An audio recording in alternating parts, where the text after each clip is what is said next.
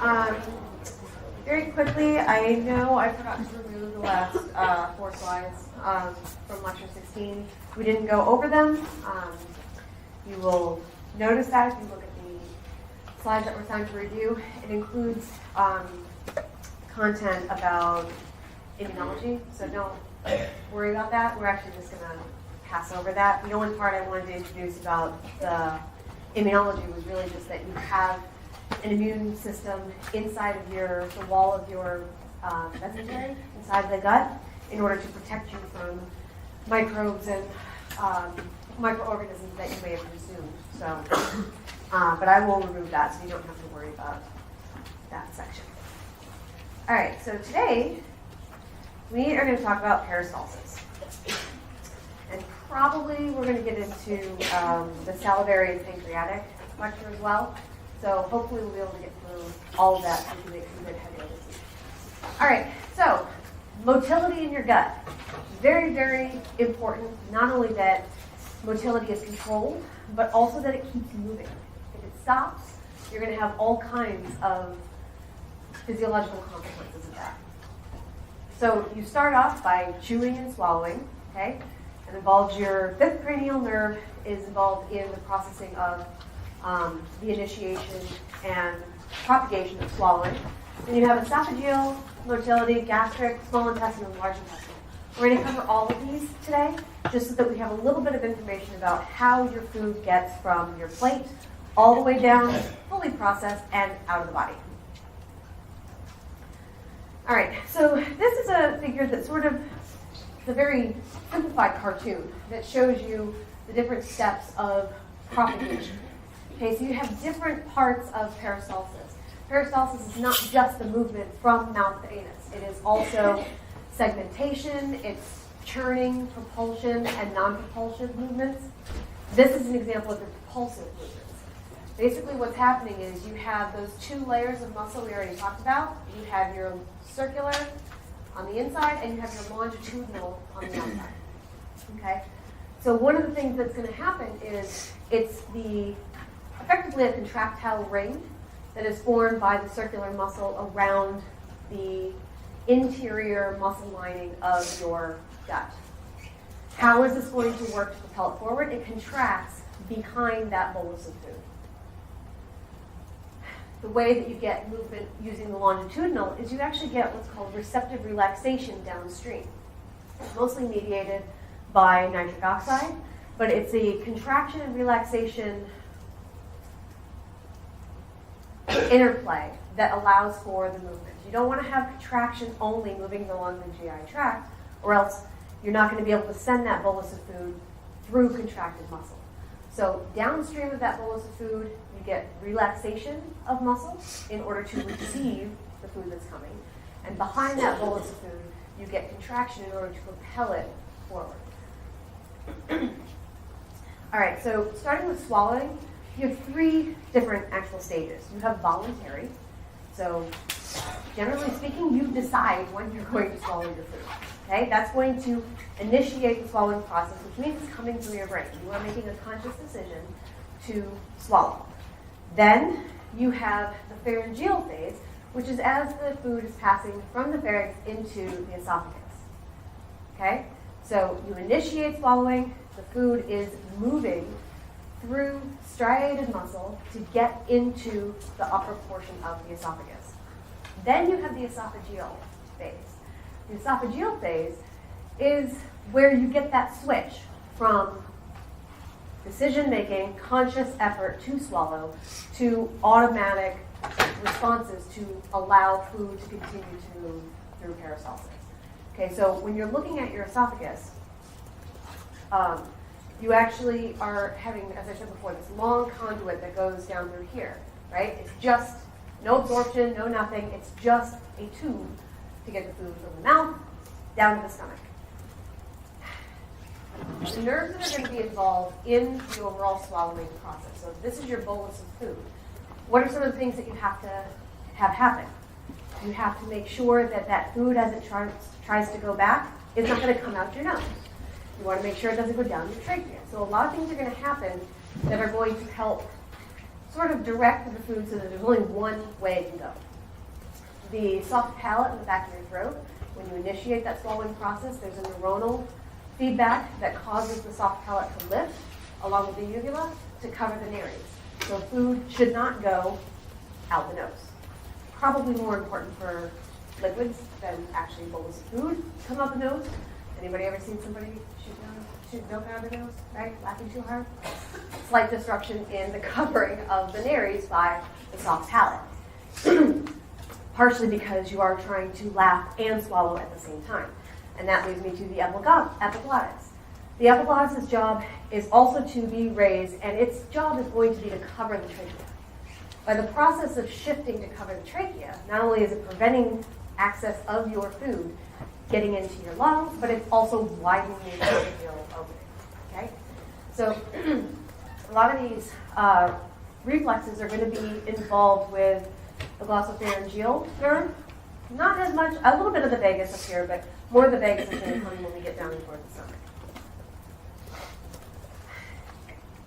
So how your nerves are going to control swallowing. Once it gets past the upper esophageal sphincter, one of the things that you are doing when you make the conscious decision to push food from the pharynx into the esophagus is you have to relax that upper esophageal sphincter. It normally stays very, very tight.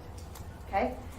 Opening that up and allowing the food to get into the upper part of the esophagus, you get this conversion from striated muscle to smooth muscle. Only the upper third of your esophagus is striated muscle. Once you get past that upper third, the bottom 2/3 of the esophagus is smooth muscle only. Okay? So you can have no conscious control over the lower 2/3 of your esophagus. All right? The abbreviations here, we have the myenteric plexus is shown where the little blue dots are. Then you have the circular layer and the longitudinal layer, and it shows the indication here about the difference between what is striated and what is smooth muscle. The biggest take home here is that your swallowing, your degglutination, is going to involve what's sometimes called the myenteric reflex, because you cannot do this without the myenteric plexus. It involves stretch receptors in the lower esophagus to respond and send a signal to the motor nerves in the myenteric plexus to trigger that coordinated contraction behind the food bolus and receptive relaxation below. So what you end up getting is movement from mouth toward stomach. Okay? It's a coordinated effort that requires neuronal feedback based on stretch receptors that are activated as you are distending that part of the digestive tract. So primary peristalsis, this is just continuing your pharyngeal. It's coordinated by the swallowing center in your medulla. What else is in your medulla that might be involved in terms of activity when you're eating something? What other center? Respiratory center, right? You don't want to be breathing and eating at the same time, okay? I mean, literally at the same time. Obviously, you can't stop breathing every time you have a meal. But you won't want to be taking a breath and trying to get air into the trachea while also simultaneously trying to get food down the esophagus, okay? So the swallowing center in the medulla is coordinated with the respiratory center in the medulla so that the nerves are coordinating a suppression of breathing so that the initiation of the peristaltic reflex process can continue. Your secondary peristalsis, this is not something coordinated by your brain, your decision to swallow. It's not something that's involving medullary neurons. It is specifically for distension. Stretch receptors that are telling you there's something in the esophagus send afferent signals to the myenteric plexus, which are then going to send motor signals for contraction. You do have some involvement of the swallowing center, mainly because if your swallowing center has fired for the primary peristalsis, obviously that food has to go down to secondary. So it does send additional efferents toward the lower part of the esophagus in order to coordinate and initiate that response. Presumably, just in case there was a defect in that stretch-related reflex. The biggest difference between these two is that, well, I guess I'll ask this question first. I wanted to talk about the specific nerves that are involved, but one of the things I want you guys just to take a quick second, take a look at this, and see if you guys can talk amongst yourselves and figure out which one would be the correct answer for this question.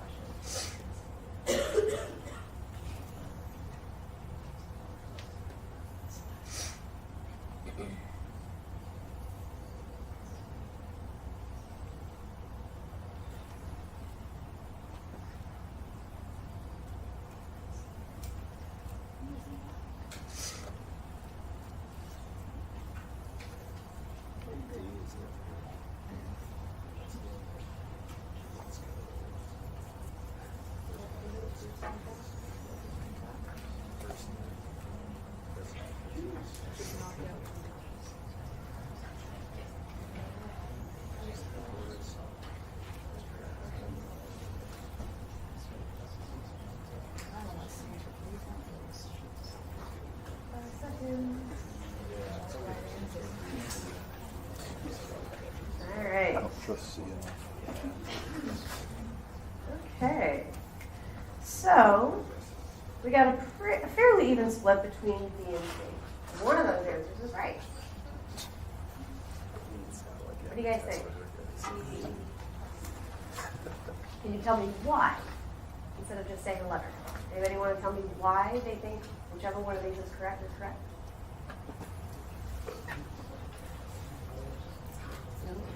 Conscious swallowing. Hmm? Conscious swallowing. Conscious swallowing is initiating what kind of peristalsis in the body? For secondary. The voluntary act of swallowing initiates your primary peristalsis. Distension is what is going to initiate your secondary peristalsis. As I said before, that the swallowing center does have a role in secondary peristalsis, but it is not what's going to initiate secondary peristalsis. Food actually has to get there before you get the smooth muscle taking over to propagate it further down. So, why would the pressure at the lower esophageal sphincter need to fall?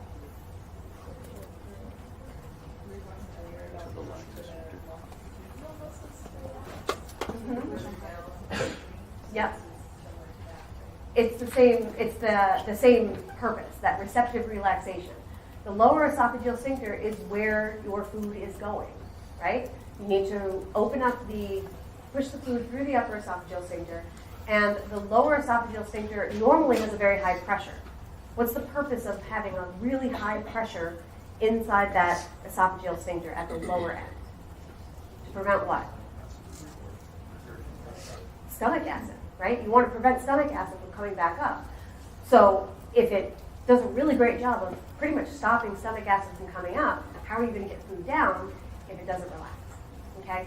So when you start to swallow, you have an immediate response as the bolus of food starts to move down the esophagus to relax that lower esophageal sphincter in preparation for that food moving into the stomach.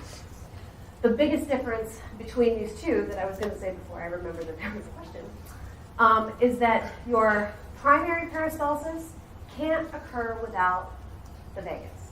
Okay? Yes, it's striated muscle, but it is specifically communicating information through nerves coming from the brain. And since the vagus is going to be involved in communicating all of those motor inputs and a lot of your sensory inputs going to your gastrointestinal tract, primary peristalsis can't continue if you have that bilateral vagotomy. Your secondary can, because it involves the enteric nervous system, which can operate completely independently of the vagus. Okay? So even though the swallowing center of the medulla can be involved in secondary peristalsis, it is not essential. You can still get secondary peristalsis if you have a vagotomy. This is an esophageal manometry. It's really just showing the difference in pressure as you are moving a bolus of food from the point at which you swallow. I think this one's from Guyton and Hall. It shows how your pressure will dip and then increase and then return back to its normal level as that bolus of food is moving through the upper esophageal sphincter and then down through the esophagus until you get down into the fundus. Now, it's going to be slightly delayed because the pressure is going to change as that food is moving. And so as you can see that the increase in the pressure basically follows that food as it's moving down through the esophagus.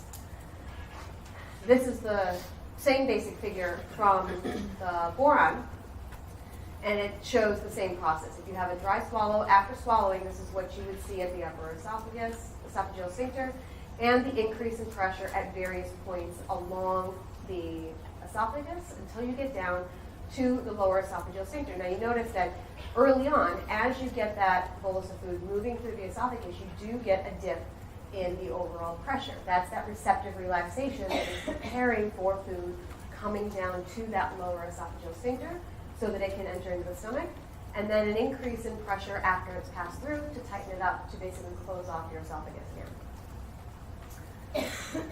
There are a few different types of disorders. Disorders of swallowing is called dysphagia.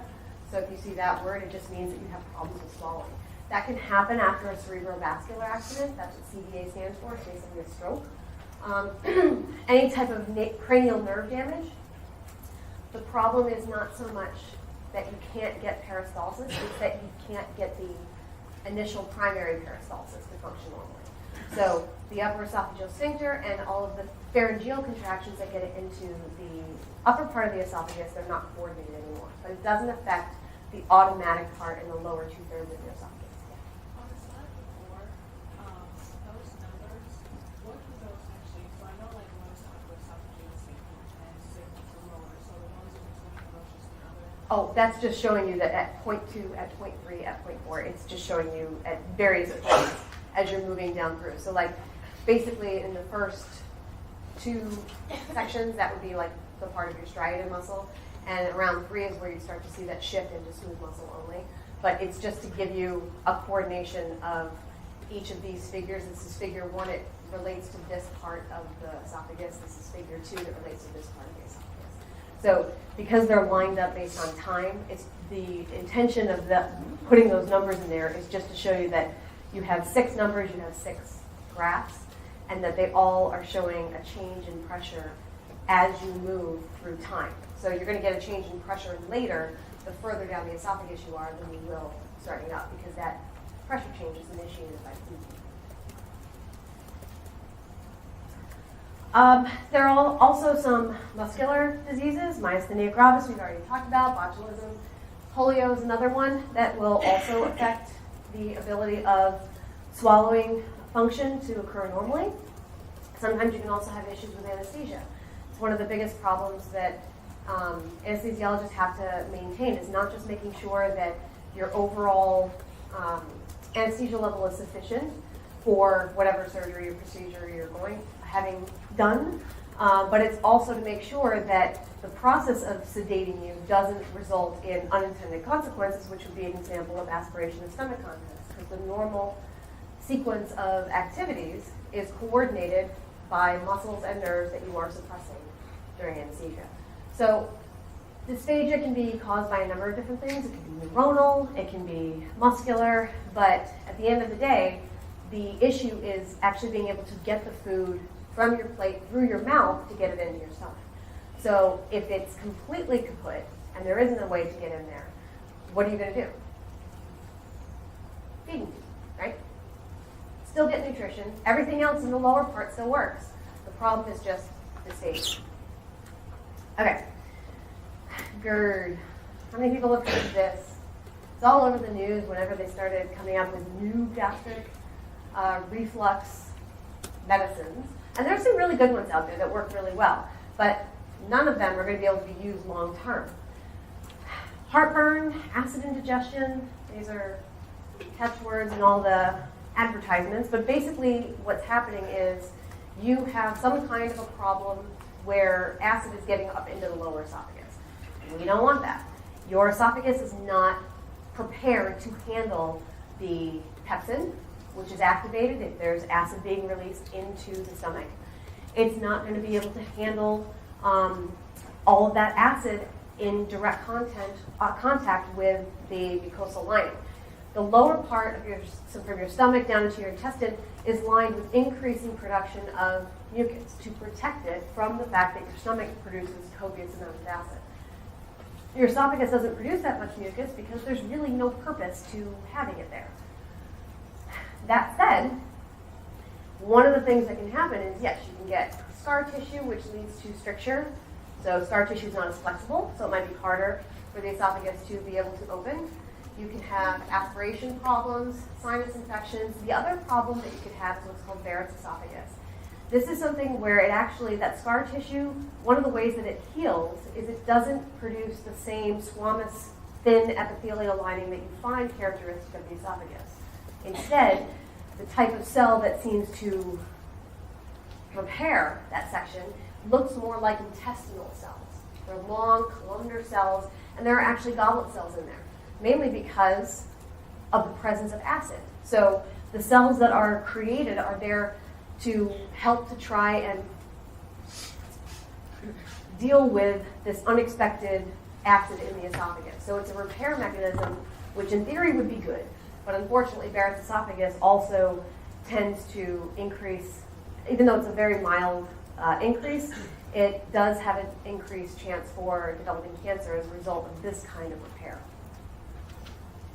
So acid reflux, not just an annoyance. All right, so gastric motility. Gastric motility is a little bit different than what we talked about so far because we're not just looking at moving stuff from the stomach into the small intestine.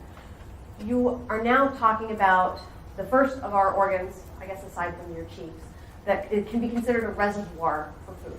Okay? Luminal contents can hang out in the stomach for a while. It's designed to be able to stretch and accommodate that. It's also designed to be able to have lots of contractile movements to churn all of that food to break it apart mechanically. All those little ridges, they're called rugae or rugae, depending on how you want to pronounce it. It's basically ridges of contractile tissue inside of the stomach. Coming in from the esophagus, the cardia is that part right adjacent to the lower esophageal sphincter. The fundus, or the body, is really the bulk of the upper part of the stomach.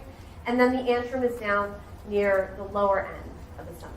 Now, the reason we split it into the fundus and the antrum is because later on, probably on Tuesday, possibly on Thursday of next week, we'll talk about specifically what the physiological differences and anatomical differences there are of the fundus and the antrum in terms of what types of cells there are and what their overall function is.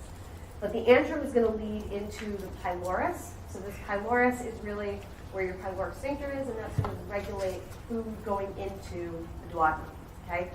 So the contractile activity that we have in here, you will have the receptive relaxation just like we've had all along the esophagus. It's going to continue through the small and large intestine. But one of the things that we will have is because you have a lot of food coming into the stomach that is ill-prepared to go into the duodenum, it needs to hang out here until it can be broken down mechanically and broken down chemically to sufficient levels to be able to pass through that pyloric sphincter, which is what in terms of size? 2 millimeters. Okay, very, very, very small to be able to pass into the duodenum.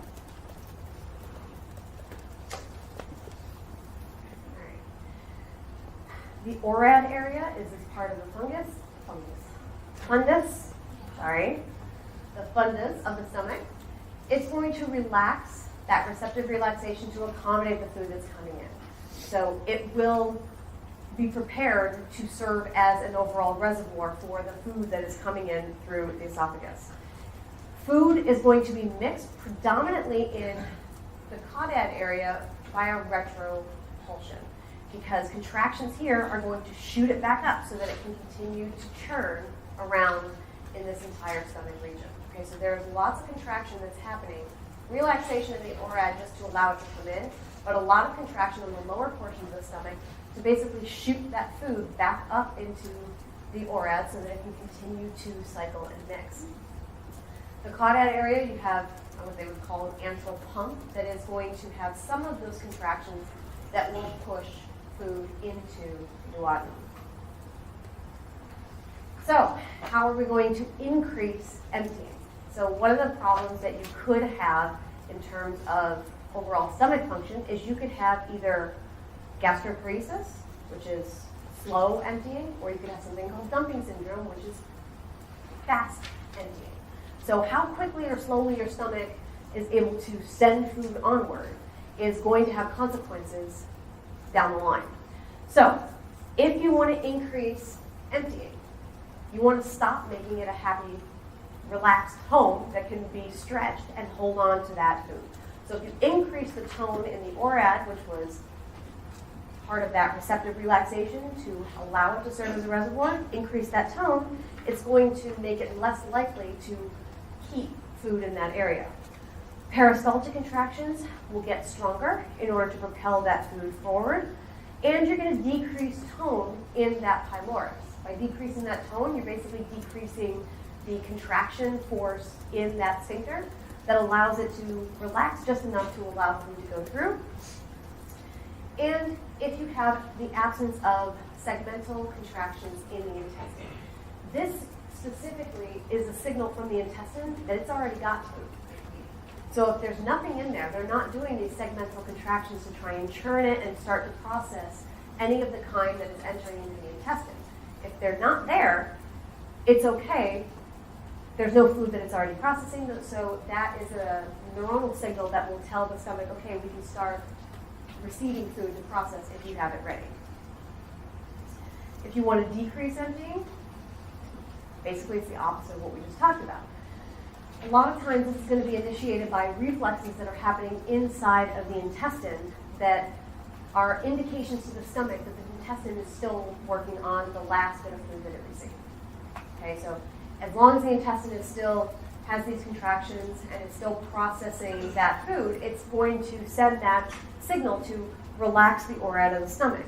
It's going to decrease the force of those contractions, and it's going to increase the tone of the pylorus so that more food doesn't come funneling into the intestine before the intestine is done processing the previous load of kind.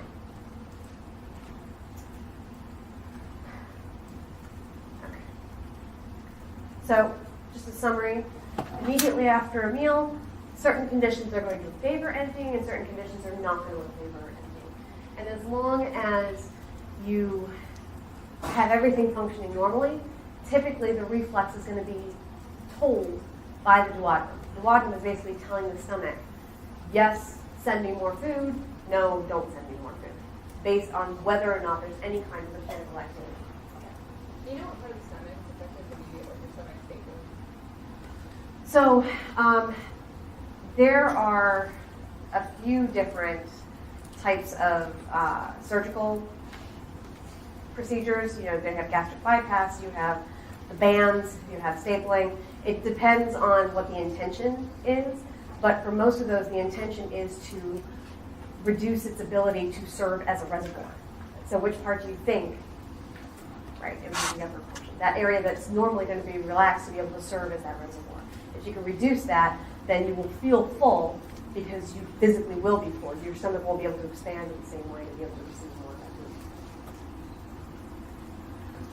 food. All right, intestinal receptors. So we have a few specific types of hormones that are going to be involved in maintaining and propagating peristalsis.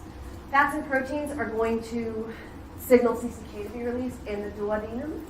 That is going to have an effect to increase the distensibility, which basically means just increasing the ability of the stomach to stretch. Its job is really to decrease gastric emptying. Why would the release of CCK want to decrease gastric emptying? What would be the purpose of having that feedback mechanism? CCK is released in response to what? Fats and proteins where? In the duodenum. Okay? They're not going to be released. CCK is not going to be released unless it has contact with fats and proteins. That means there's food in the duodenum. That means that you have segmentation, contractions in the duodenum. It's processing time. So CCK also has the effect to feed back, and not just the neuronal effect, but there's also the CCK effect to basically say, slow down gastric emptying, We're already working in here. Okay? Acid is something else that can be triggered to decrease gastric emptying. Acid that shows up in the intestine is a clear signal that food has moved from the stomach into the intestine. There's no acid produced in the intestine. So the only way acid shows up there is if it's coming from the stomach. So CCK and acid, both of which are only going to show up and trigger a response in the intestine, is if it came from the stomach.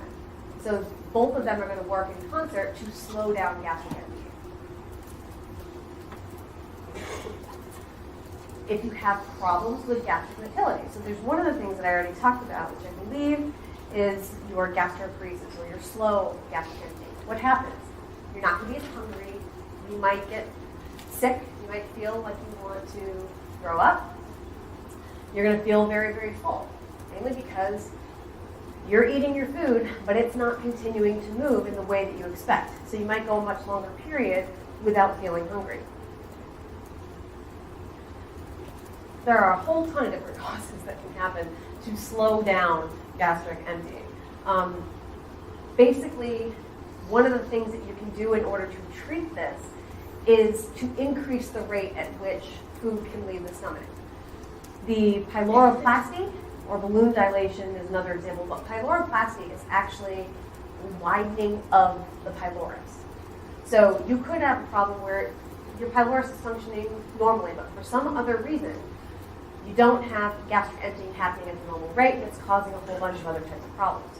So you can have a treatment in order to widen that pylorus. That means that for all the normal contractions that your stomach is doing, more of that food is going to be passing through each unit of time. Okay, so that can be something that you can do in order to increase overall gastric emptying. What if you have rapid emptying? That's something called dumping syndrome. You have resective gastric operations that are incapable of allowing your stomach to serve as a reservoir. It has no choice but either to come up or go down. Typically, it's going to tend to go down faster. One of the things that will happen is you'll end up with diarrhea because too much of the chyme is entering into the stomach, it's entering into the intestine from the stomach. The intestine can't process it fast enough. You don't get reabsorption enough of all of that fluid, and you end up with diarrhea. If you don't have a lot of fluid that is being absorbed, as it should be, you're going to lose a lot more fluid that your body is expecting to be able to retain, right? Because remember, we talked in the beginning, 1.5 to 2.5 liters of fluid consumed per day. 8 to 9 is actually what's processed. So you're secreting a whole ton of stuff for normal GI function. And if there's a defect in the ability of contact time to allow your intestinal cells enough time to reabsorb it all, you're going to end up with diarrhea, hypotension because you're losing extracellular fluid, which means your blood pressure is going to go down. And you could also end up with reactive hypoglycemia. That is just a response to lower amounts of glucose because you're not getting enough being able to be reabsorbed, but you are still getting that trigger to release insulin in response to the consumption. And a duodenal ulcer is something else that can result because of an excess amount of acid coming in that is insufficient. There's insufficient time because there's insufficient amount of bicarbonate in the pancreas to be able to neutralize it. So you end up with an ulcer inside the duodenum, and then you end up with bleeding showing up in the stool. All right, so given what we've already sort of talked about, a little bit about diarrhea, what is the one of these that would not cause diarrhea? All of these are going to cause it except for one.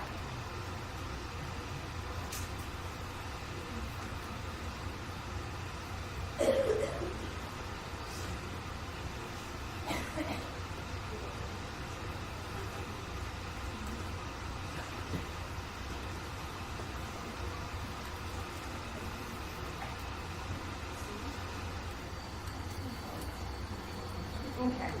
I'm going to stop you because you clearly got it. Okay?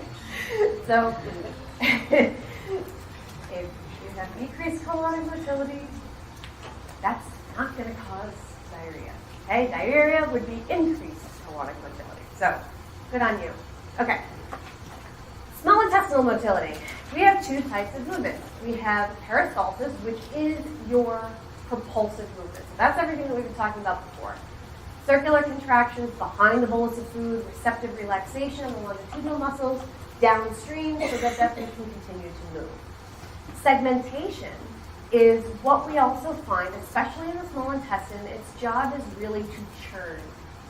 It's to churn that food, not just for any kind of real mechanical disruption. You should have had most of your mechanical disruption in the stomach and through mastication. But one of the big things that you have that we sort of already touched upon is that your intestine is going to be lined with mucus, it's going to be lined with water, all of the stuff to protect those cells. The problem is that the cells and the receptors for all the different food particles is underneath that unstirred water layer. So segmentation not just mixes everything up and allows it to have better contact with receptors and enzymes that are inside of that mixture, it also disrupts that unstirred water layer to basically expose those receptors so that any food particles that could bind and be taken up are now able to access through the mucus lining into those receptors on the inside of the cell. So segmentation is really important in the small intestine to more thoroughly process all of the chyme that has come in from the stomach. This just shows various segmentation movements. The bottom line is you get a whole ton of contractions happening, not all of which are intended to move food from stomach to large intestine. You have that propulsive movement that will have a net movement back, but you have the segmentation continuing all along the small intestine to make sure that each bolus of food that's coming through or each group of chyme that's coming through is adequately processed so that you maximize the amount of nutrients that are reabsorbed. All right, migrating motility complexes. We hinted upon this when we were talking about Motellin. You guys remember Motellin? It's like a 22 amino acid hormone, not really involved at all in the fed state. Its job is to promote these contractions that typically start in the stomach and move downward. Maybe about 25% of MMCs will start in like the duodenum and the proximal part of the jejunum. But the MMCs, the purpose of them is in that interdigestive fasting state. The role is housekeeping. Its job is to flush your system of whatever else happens to be in there. You swallow a bone, this is how it's going to get out of you. You swallow any kind of foreign object that your body can't digest, which hopefully as adults is not a very common occurrence anymore.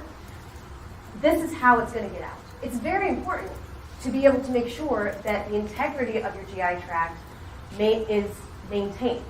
If you think about how many foreign things that maybe you're not able to digest, that might actually be part of, you ate a little piece of cartilage, right, when you're chowing down on Thanksgiving. It's not going to be broken down the same way, but it might be too big to pass through that 2 millimeter sieve at the pylorus. So how do you get it out so that it doesn't continue to irritate your GI tract?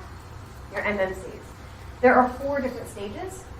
Typically, the first stage is just a long quiescent period, and then they're initiated in stage 2 where you get an increase in action potential and contractility.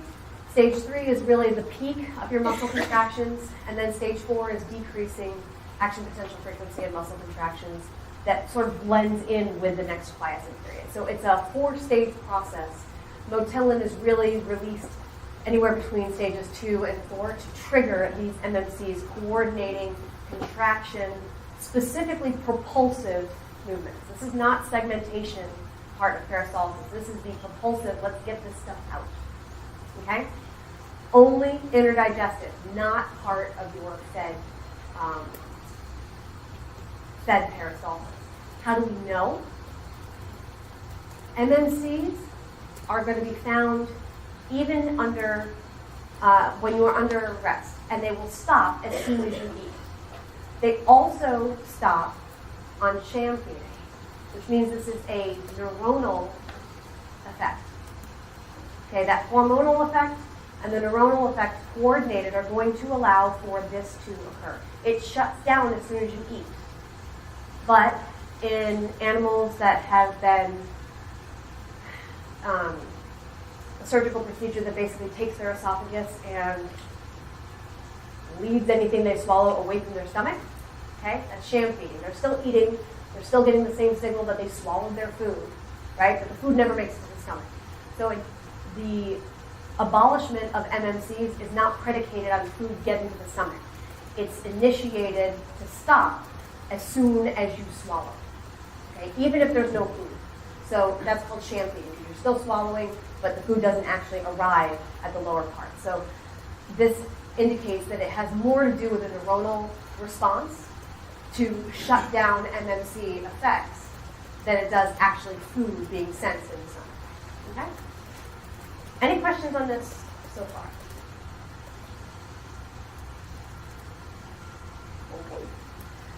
Okay. This is really just a figure that's showing the same kind of stuff that we saw before, where you're looking at graphs that are happening at various levels along the jejunum, really. This is showing the migrating motor complexes, and then it shows what happens to the overall contractions once you start feeding. The moment you start feeding, you see a complete change in the type of activity, motor activity that you see in the small intestine. Until there's actually food, until you actually have a feeding process, as soon as you take in that first bite, that indicates that we're going to stop this cycling stage 1 through 4 periodic thing every 90 minutes to 120 minutes. This is going to continue to have periodic contractions, okay, as long as you're not eating. As soon as you start eating, shuts down. Now you're under normal peristalsis, segmentation, and propulsive movements. How are we going to control SI motility? We have nervous factors and we have hormonal factors. So we have a few different types of reflexes. You have a peristaltic reflex that's going to be mediated by the ENS. This is basically the same stuff we talked about before. Any distension, which is stretching of the wall of the intestine, is going to send an afferent signal to the plexi that are inside of the walls of the mesentery, and you're going to get that myenteric motor response that will cause contraction. You have an intestinal reflex, and that basically just says that if you have severe distension, it's going to inhibit the bowel. Bowel also is used interchangeably with intestine. So when we refer to gut and bowel, a lot of times they're used interchangeably with intestine. The small bowel and the large bowel. Okay? Gut usually, sometimes people will refer to it as part of the stomach, but almost always when you talk about gut microbiome, you're talking about the small intestine and large intestine. The gastroileal reflex, this one's kind of fun. The ileocecal sphincter, which we had already talked about before, is going to relax. It's going to relax because now there's food inside the stomach. As soon as food gets into the stomach, it sends a signal to the ileocecal sphincter to relax and continue sending whatever was left over from your last meal out of the body, because now we have more stuff to come in. So there are a lot of reflexes that are going to communicate between the lower part of the GI tract and the upper part of the GI tract, so that whatever is entering in has a place to go. Promotion of movement further down in terms of peristalsis allows for the vacation of the lower part of the GI tract. Hormonal factors. Epinephrine is going to inhibit. Motilin is not going to be a factor when it's in a fed state. Serotonin and prostaglandins are all going to help to have the overall effect increase. And gastrin and CCK, there are two of our key related hormones that are going to stimulate contractions because they're only released in response to food. So they're sensing something directly, releasing that response to promote peristalsis. Secretin and glucagon, they inhibit the overall contraction, but sometimes it can be dose dependent. So it sort of depends on the situation. The takeaway from this is to be able to think about what types of reflexes what would be the effect of different types of reflexes in the neuronal control, and with all of these hormones that we're going to continue to talk about, specifically when we get to the pancreas and when we get to gastric function, we'll talk a lot about how these are going to have a role in producing contractions or not. All right, your ileocecal junction, this is actually kind of cool. It's not just a sphincter. It's also a valve. It has two different functions. So coming from the ileum, heading into the proximal part of the large intestine, you not only have a sphincter, because you have a sphincter that controls the movement of anything between different parts of your GI tract, but it's also a valve. The valvular function means that you only get movement going from the ileum into the large intestine. You do not want anything coming back. Why? What do you typically have an abundance of in the colon that you might not have in the small intestine? Bacteria. Okay? Because of the anatomical differences and the functional differences, this is very important. This sphincter also functions as a valve. It controls the rate at which something moves through, but it also promotes only unidirectional flow. Sphincters don't do that on their own. Sphincters are really just tight contraction of muscle. Okay, so it's just either going to open or close.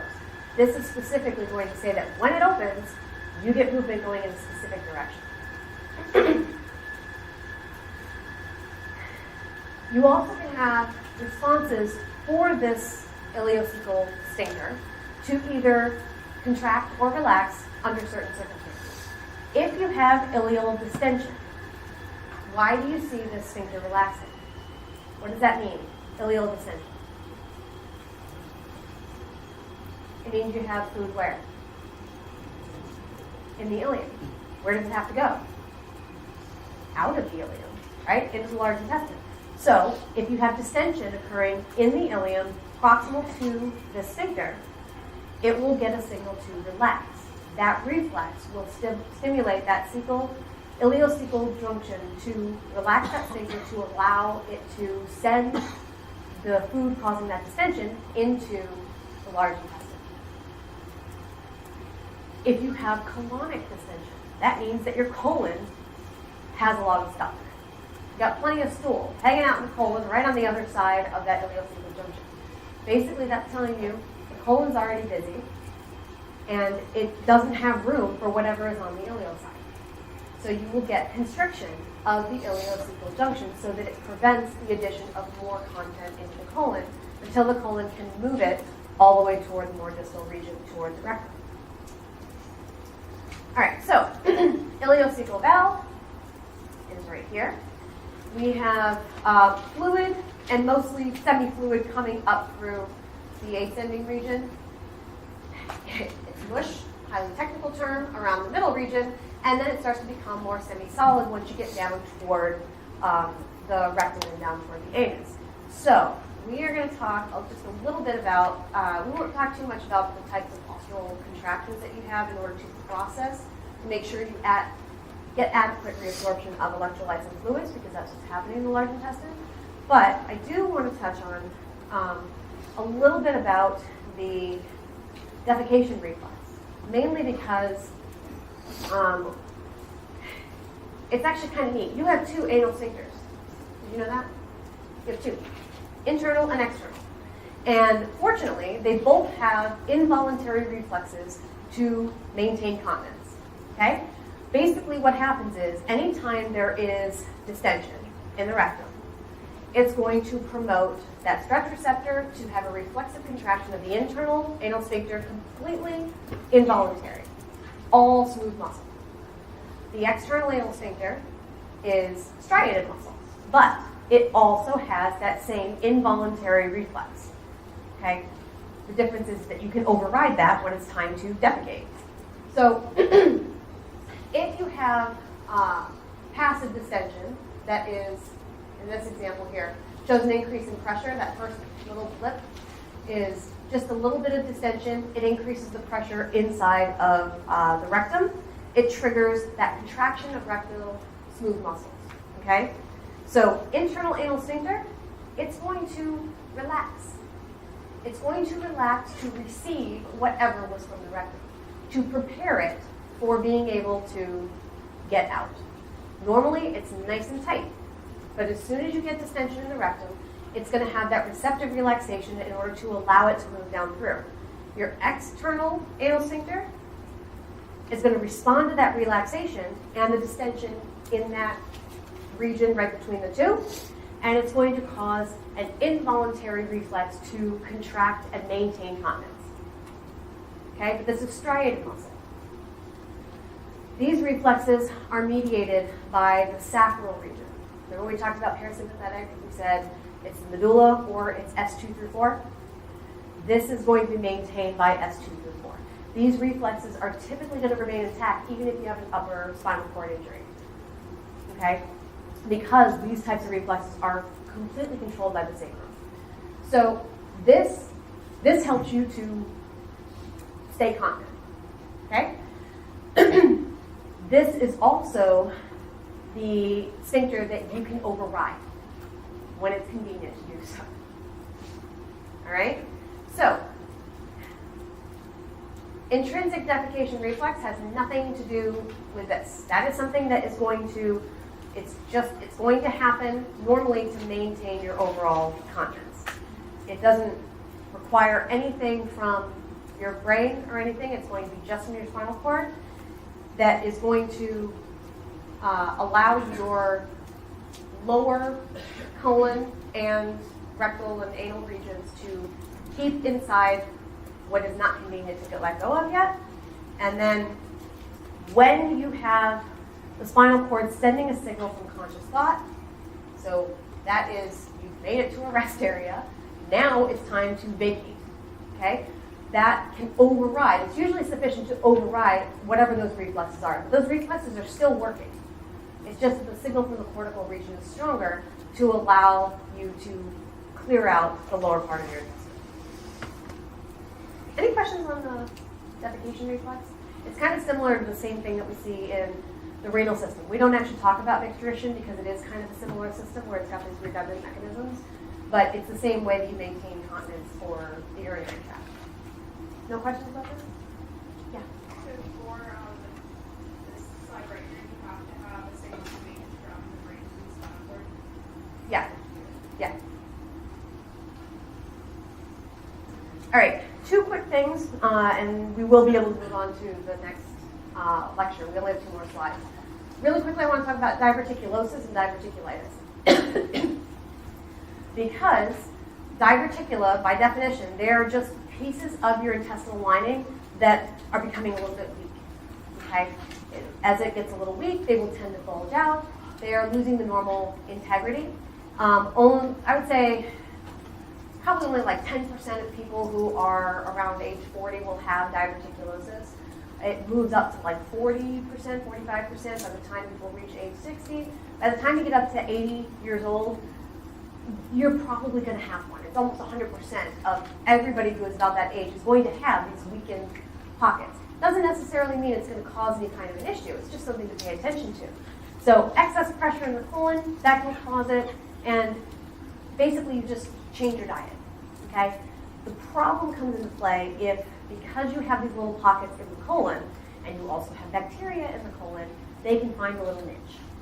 And if they find a little niche, you can get an infection that can cause some kinds of complications that could even involve things like tears if it eats away at the lining enough to give you an ulcer at that point.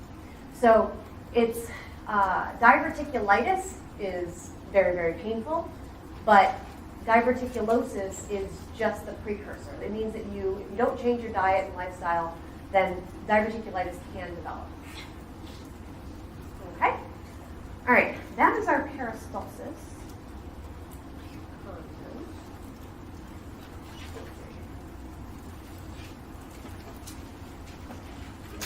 Into 18, we can kind of get started on our digestion of carbohydrates and lipids. Basically salivary and pancreas is what we're covering in this lecture.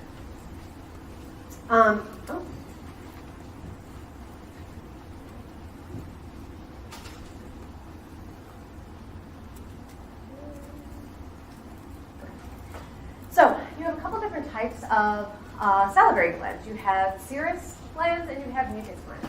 The serous secrete secretions from the salivary glands are going to be the ones that contain your alpha amylase. It's also called Tyalin, again, depending on what you happen to be reading. Mucus is going to be created because of the production of mucins that are released and then hydrated. So mucus is a hydrated form of these mucins. You produce quite a bit of saliva during the day, not just because it's in response to food, but it's also just to maintain the moist environment of your mouth. It's upwards of a liter and a half of saliva per day. That's a lot. If you look at like a liter of a drink, that's a lot of spit you're making. We have a few different types of glands. So most of your secretions are coming from the parotid and the submandibular. Okay? Alpha amylase is secreted by both the parotid and the submandibular glands in terms of the actual enzymes. The sublingual gland is really going to be responsible for the lingual lipase. Remember we said that there's alpha amylase and lingual lipase that are both going to be released in their active forms, but alpha amylase has an ideal pH activity value of 7.4. So physiological pH, amylase can work. So it starts digesting carbs the moment it's released. What about lipase, lingual lipase? What's its ideal pH to be active at? Acidic, alkaline, or neutral? Acidic. It's typically around a pH of 4. So it's only really going to become active once it actually gets in the stomach. The buccal glands are really, it's a very small percentage of everything that's secreted, and it's mainly going to be the job of mucus. You do get mucus secretion from the sublingual as well, and a little bit from submandibular. Most of your saliva is parotid, submandibular glands. Both of those are going to release alpha amylase. The sublingual gland is responsible for most of the rest of your secretions from your salivary glands. It will release mucus, but it will also release lingual lipase. All right, 2 stages. The reason I'm going to mention this in the salivary gland is because it's the exact same breakup in the pancreas. You have an acinus and you have ductal cells. So the acini, this is the primary secretion. It's going to be very similar to plasma, but everything that gets released from your salivary glands is still going to be hypotonic. It's not exactly the same as plasma, but it's pretty close. Salivary ducts are going to modify that concentration, okay, as it passes through. So what we really have is primary secretion is going to have your enzymes, it's going to have extracellular fluid and mucus, and then you're going to get some absorption and some secretion. Bicarb is going to be secreted as well as potassium from the ductal cells into the acinar secretions to mix with them. So it's going to dilute it. It's also going to make it more increased. It's going to make it a higher pH because of the bicarb. But you're also going to have reabsorption of sodium and chloride, which gets secreted by the acinus and gets reabsorbed so you don't have too much loss. The big thing I wanted to have as a take home from here, these are concentrations you normally find in plasma, right? Very low amount of potassium, very high amounts of sodium, right? This is the same as what you would see in your extracellular fluid. The content of your saliva should have a relatively low amount of sodium.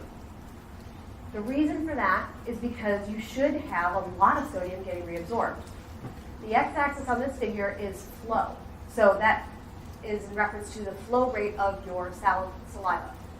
The faster it flows, what do you see? You see an increase in sodium.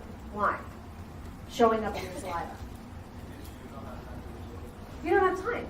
You're losing contact time for these transporters to allow it to be reabsorbed. That's basically all it is. It gets released from the acinus, and it's supposed to be reabsorbed in the ductal cells. If you are moving too fast and you're salivating like mad, then you're going to end up losing a lot more of your sodium than you normally would. That's the take-home message from here. You lose more sodium chloride if there's less time, contact time for it to be reabsorbed, which happens when you increase the overall flow rate. It was the same thing we saw with sweat. So as flow rate increases, bicarb is going to stay elevated because it specifically stimulates that secretion. It's always going to be hypotonic. It could be close to isotonic as it reaches its max rate, flow rate, but it's still going to be hypotonic, regardless. Even if it's close, it's never going to hit that actual ideal plasma value. All right, so pancreas. The bulk of what we're going to talk about is the pancreas, mainly because there's a lot of stuff going on here. Two things have to happen. We need to have digestion of all of your macronutrients, and we have to neutralize the acid that's coming from the stomach. As soon as that food gets into the intestine is ill-equipped to handle that acid. So the pancreas, its job is really to make sure that not only do we have the enzymes necessary to get digestion down to a unit that is absorbable by the cells, but also to neutralize that acid so that it doesn't tank the integrity of your intestinal lining. We have two types of glands. You have an endocrine gland and you have an exocrine gland. So the pancreas has two different functions. You have your alpha cells that are responsible for releasing glucagon, your beta cells that are going to release insulin, delta cells or B cells are going to release your somatostatin, and you have F cells that will release a polypeptide. That's great. That is in the purview of endocrinology, so we are going to introduce that, but our focus is going to be on the exocrine pancreas.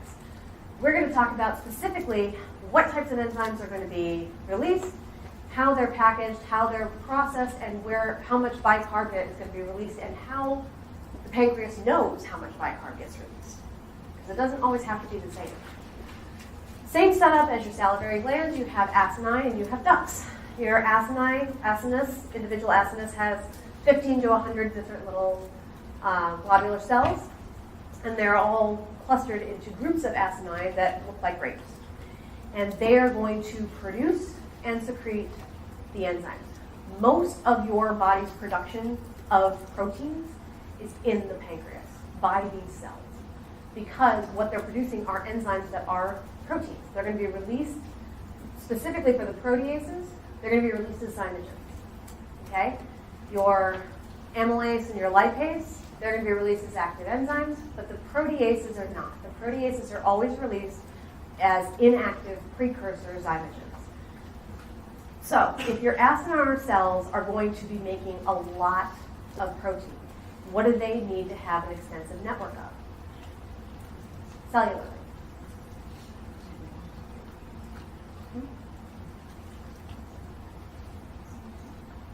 Inside the cell. So we're talking organelles. Ribosomes, and if it's going to be secreted, those ribosomes have to be attached to what? Endoplasmic reticulum. It is a very extensive network of rough endoplasmic reticulum, mainly because as those proteins are getting translated, they are getting sent into the RER so that they can be processed and then sent to the Golgi for packaging, and they become secretory vessels. Okay? So, lots and lots and lots of rough endoplasmic reticulum in the acinar cells, mainly because they have such an extensive job of making proteins. Your ductal cells are different. They are going to release your bicarbonate, but they're also going to be involved in basically modifying the electrolytes of that pancreatic secretion. If you're going to be releasing ions or reabsorbing ions, what do you need a lot of to fuel those transporters?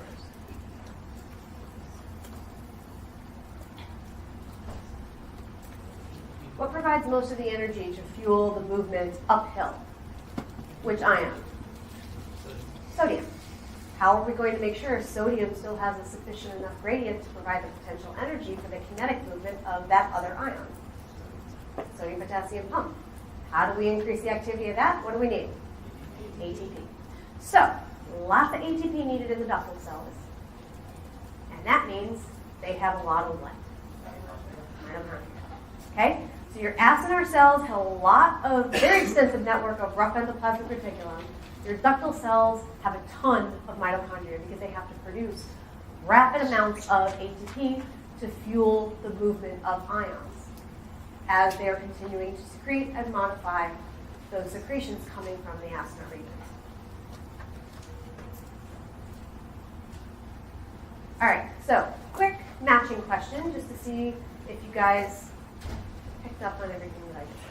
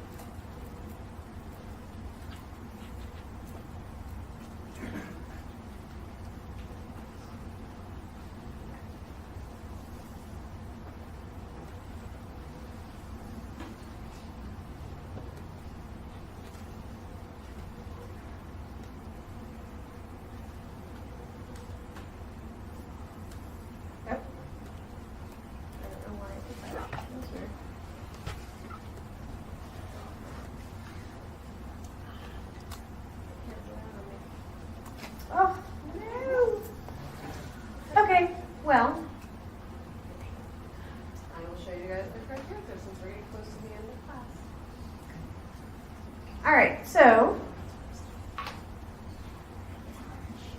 extensive rough endoplasmic reticulum, acinar cells, and secretion is dependent on fats and proteins in the duodenum. Why? Because what's released from the acinar cells? Enzymes, right? So what's going to trigger it to release enzymes? The thing it's going to break down. So if you have a lot of fats and proteins that are present in the lumen, it's going to trigger your acinar cells to release what? Acid in the duodenum, that's going to tell you that you need to have bicarb. It is specifically sent by the, there are acid receptors that are present on the luminal membrane so that it can sense when there's acid showing up in the duodenum. When that's present, we need to have pancreatic release of bicarb. And since we are releasing bicarb from the same mechanism, it's the ductal cells that are responsible for that. They have an abundance of mitochondria, again, as I said before, because they specifically are going to be in charge of moving ions. All right, so this is what your pancreas really looks like. See what I said about the bunch of grapes? That's kind of what your acinar cells are going to look like. And acinus is made up of a whole bunch of these individual cells, and then you'll have several of these acini together in a lobule. Each lobule, so here, this is a lobule up here, this big yellow ball. Inside are multiple acini, and then zooming in on a single lobule shows you what's happening for each of these acini.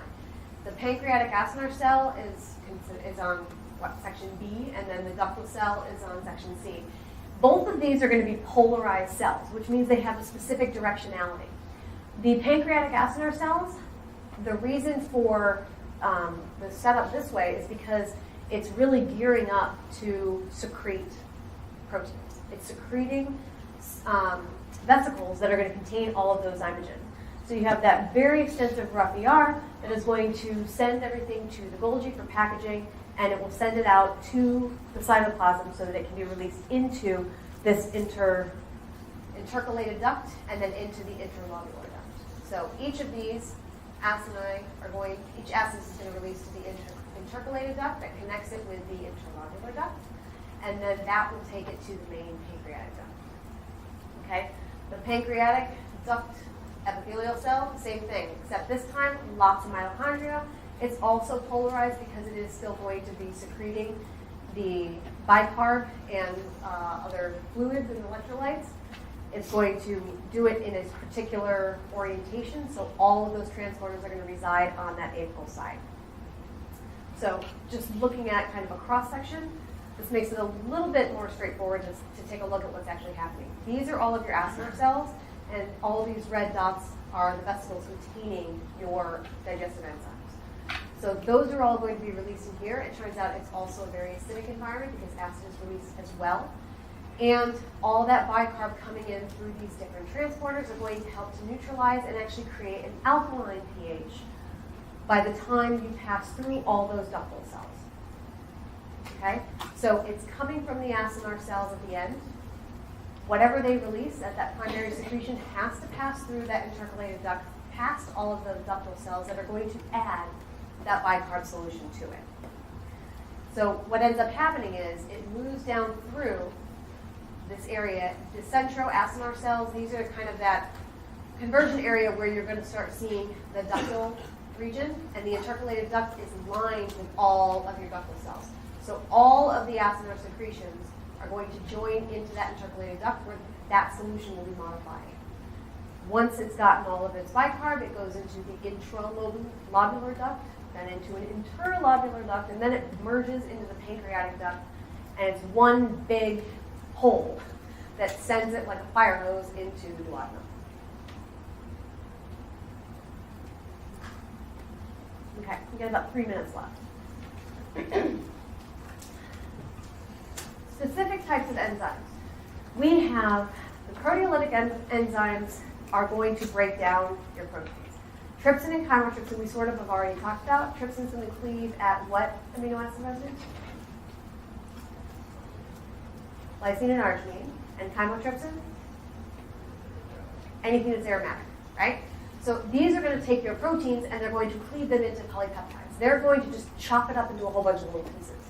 The carboxypeptidases, these are the ones that are going to be able to break into individual amino acids because you need to have single amino acids or at most very small maybe tripeptides to be able to get absorption across that small intestinal wall. It can't happen if you are any longer than an amino acid or two. Okay, so carboxypeptidases are really going to play a key role in being able to get down to the amino acid side where you can actually get into the body. Now, all of your enzymes are going to be secreted in excess. So you could lose the majority of the amount that is secreted and still have function of the pancreas. That's how important the pancreas is. It shoots out a whole ton of excess enzyme. So that even if you lose more than half, you're still going to have sufficient amounts for the most part to still survive. All right, for carbohydrate digestion, you have amylase. It's going to break down starches and glycogen into your disaccharides. That's your pancreatic amylase. You do have other enzymes that are going to break it down into individual monosaccharides, but that is not released by the pancreas. That's going to be something that's present inside the intestinal wall, which we'll see when we get toward the end. So this is the only luminal enzyme that's for carbohydrate digestion. The other ones actually reside attached to the intestinal wall and will actually break down into monosaccharides once it comes into contact there. But this is the only one that's released into the lumen itself. Fat digestion, we have our pancreatic lipase, so similar job that you saw with lingual lipase, except this one has a great deal of activity at a more alkaline pH. So your gastric lipase, your lingual lipase, it becomes activated inside of the stomach. Great activity in there, but once you neutralize that, it loses its activity. So it's replaced by the pancreatic lipase. Phospholipase will break up your phospholipids, and cholesterol esterase breaks up the cholesterol esterase. All right, we will finish up on this stuff next week.